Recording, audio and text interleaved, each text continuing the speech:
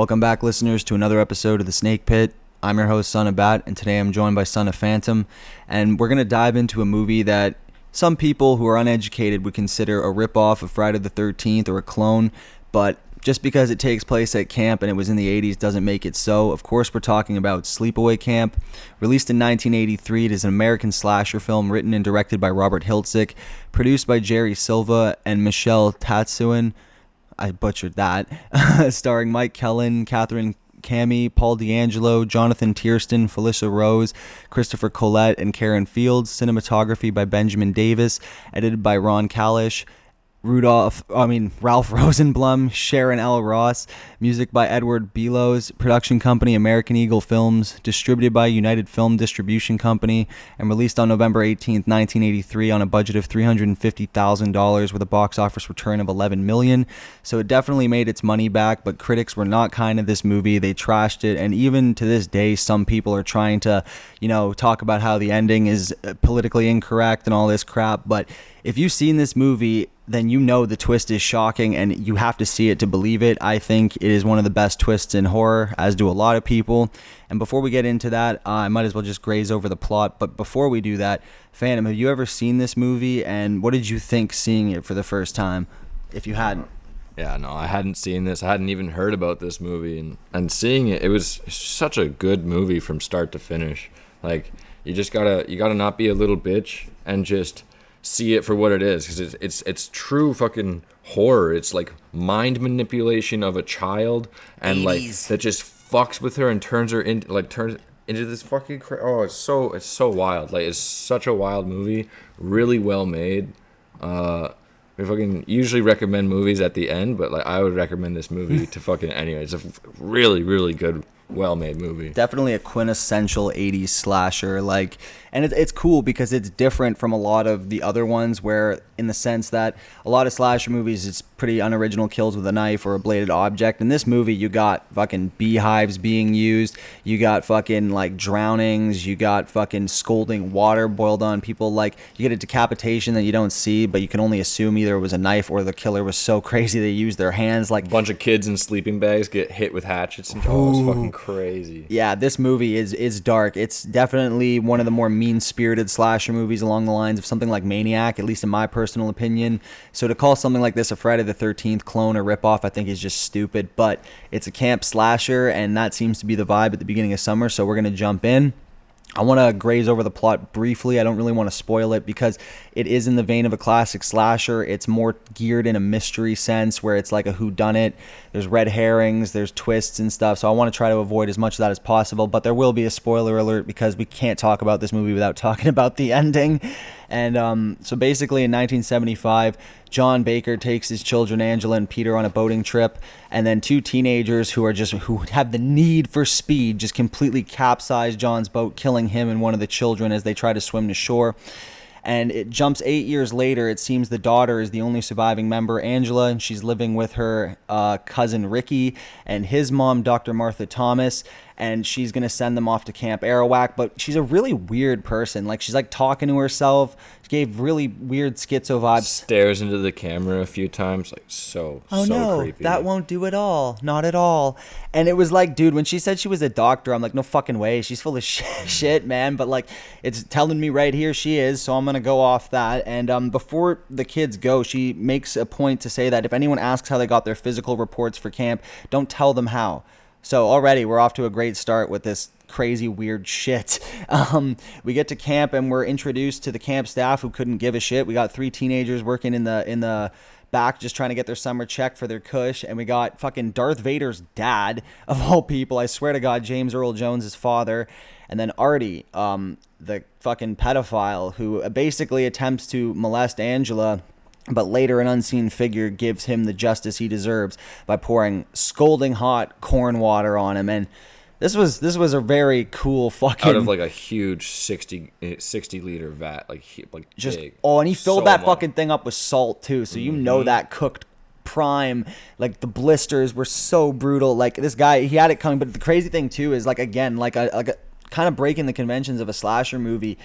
Although not all the kills are with knives, not all the people get killed in this movie either. Like, Artie gets just scolded really bad, but like, I think that's a fate more deserving than death for the kind of person he was. Like, let him live with the fucking burned fucking eyeballs and shit. That's a really good scene. Like the makeup for the burns they used was just incredible. They used like pulsating things, like latex gelatin or something. Yeah, and they had like a pump. They had the scene where he's on the ground. They had a pump, and they pump it to make it look like it's pulsating. It's like such a low budget film and really good effects on all the kills. Like I was very impressed. The snake coming out of that guy's mouth. Oh yeah, whoa, yeah, holy shit, that man. was nuts. Fucking but basically, well, this first incident pretty much introduces us to Mel, the guy who's running the camp, and he only gives a shit about the paycheck. Every time something happens, he tries to cover it up really fast and act like it didn't happen.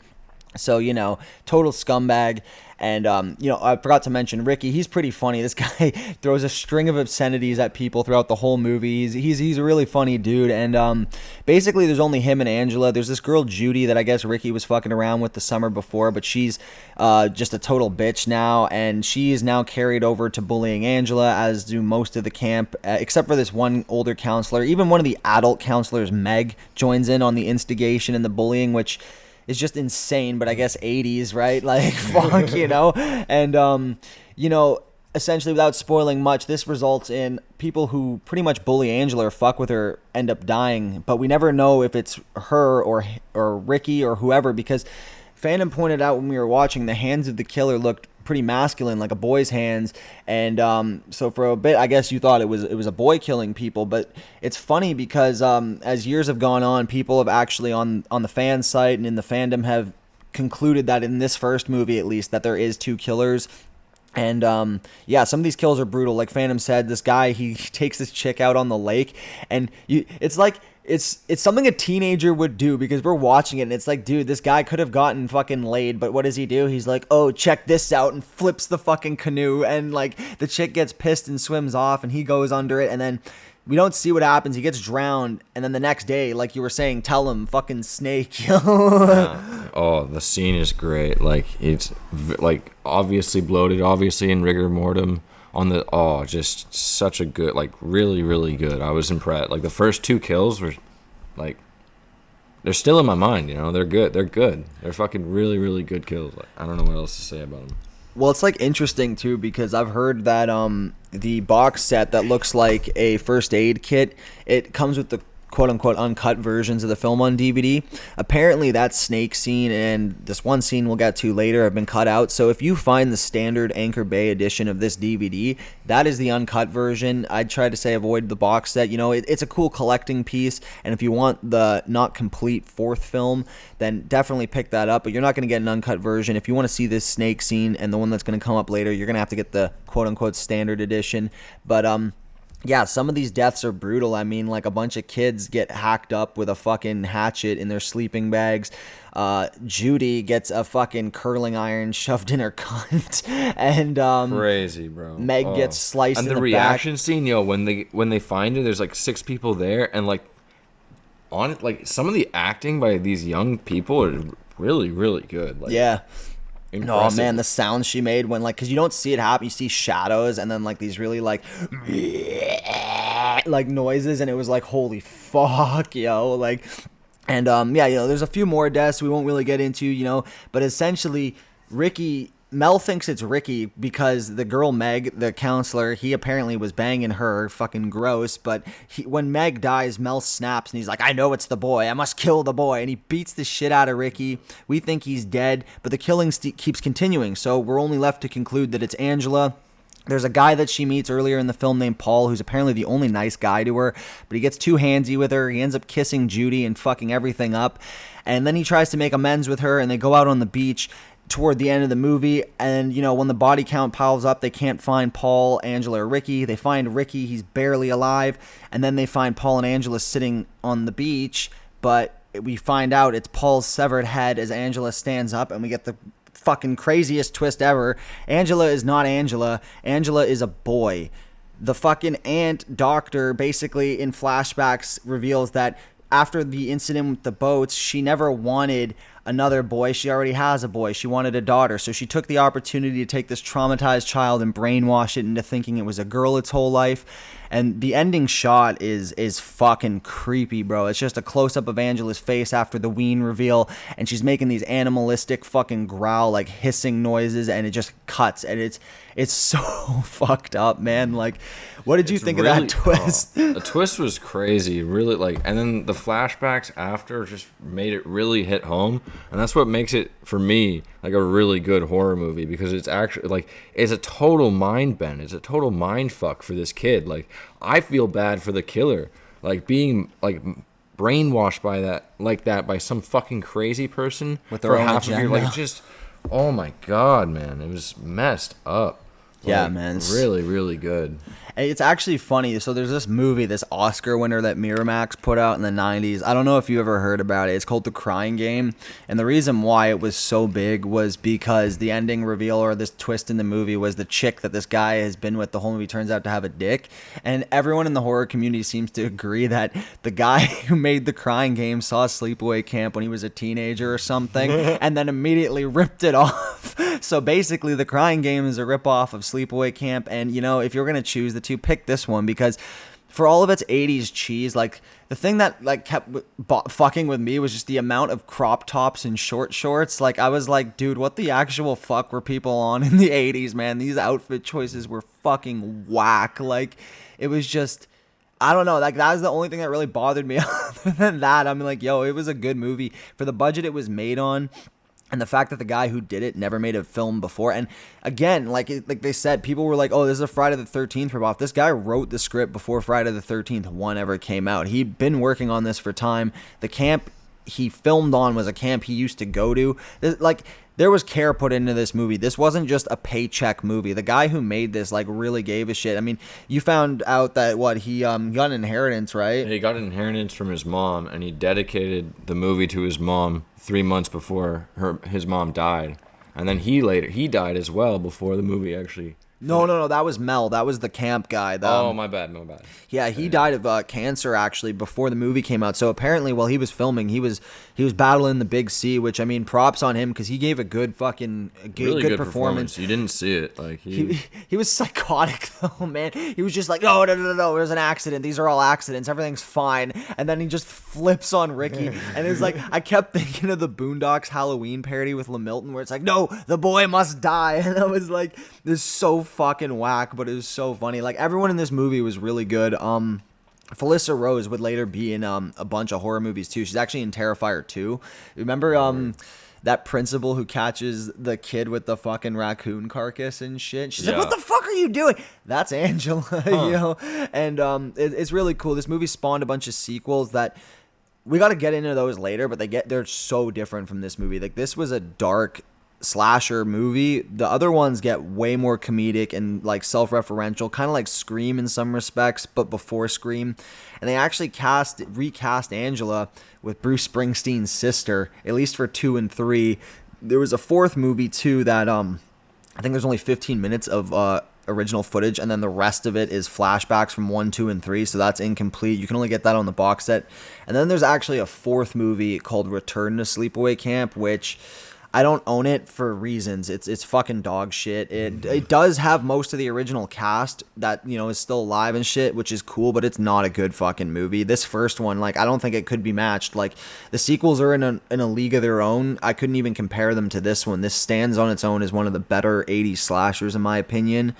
And yeah, it's just fucking crazy. Like, would you, like you said earlier, you recommend this, but what would you rate this, and who would you recommend it to if there was a specific type of, like, horror fan or anything? Honestly, like, any horror fan should really watch this. It's a great watch for an older movie with a low budget. It has incredible effects, good lighting, everything. Like, good lighting, except for the scene when Ricky rolls in with the wig on and shit. Yeah, you're like, that's 100% Ricky, bruh. Yo.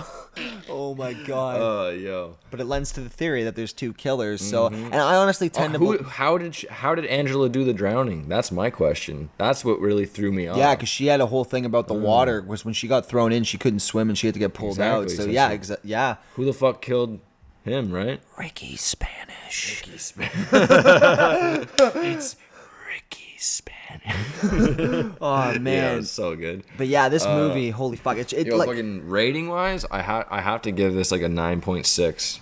Nice. Easily, like it's a very good movie. It has rewatchability. It's fucking like I keep saying all the kill scenes are great, but they're fucking great. For when it was made, I'm very impressed. Gotta love the practical effects. And like I said, I'd recommend it to anyone. It's awesome. What do you think about it, Bet? Honestly, I fucking love this movie too. I'll give the same rating, about a 9.6, 9.5. The only reason why I'm dropping a 0.5 is god damn it, I hate the wardrobes in this movie. It's just too much. But other than that, like, yeah. No one wants to see your legs, guys. What the fuck is happening? And why are dudes, it's the same thing that happened in Nightmare on Elm Street. It's like, what, did dudes just wear crop tops? What the fuck was that, man? Like, even that weirdo Euronymous from Mayhem, which I love that band. I'll get more into that later. He even did the same shit. It's just why. Bodybuilders shouldn't do it. Guys shouldn't do it. Just don't do it, guys. But other than that, jokes aside, this is an amazing fucking movie. I highly recommend this. 9.5, pretty much close to a 10. But like, yeah, it's great. I hope to get into the sequels soon too, because those are really fucking fun. If you're a fan of slasher movies, you can't go wrong with this. This is one of, like I said, the quintessential 80s ones. If you like mean-spirited shit like Maniac or The Prowler, this is in the same category. It's not as hokey as the later Friday the 13th, which we're going to get into later today, so, double episode. But this is one of the best 80s slashers in my personal opinion, and I recommend this to everyone watching this video. Definitely grazed over the plot, but because we didn't want to spoil this is just like one, and it's like one of the better whodunits. Like a lot of the times when you watch slasher movies, they have the red herrings and shit to try to keep you on your toes, but within like the first 30 minutes, 45 minutes, you know who the killer is.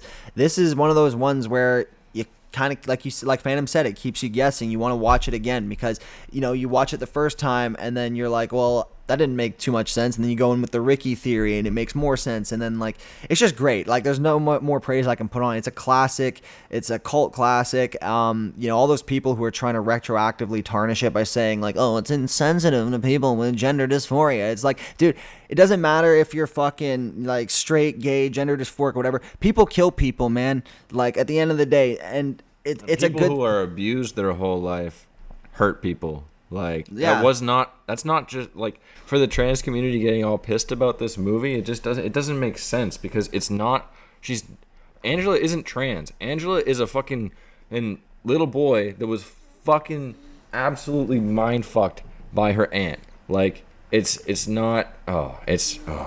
not her fucking decision. His decision. I don't fucking know. What the fuck? But yeah, man, fucking, if you can go into this like enjoying 80s stuff and you're not like a pussy with that shit, you'll enjoy it. High recommend. We're gonna go smoke some dubs. I'm gonna crack another Zanzibar, and then hopefully we're gonna get out Friday the 13th Part 3 in 3D. This guy does not do Zans, for reference. It's a Zinzabobs, bro. Zimbabwe's and upper decks, bro. But fucking hope you guys enjoyed this episode. Don't forget to like, comment, and subscribe, and we'll be back with another one. Peace. Peace. Don't do drugs, kids.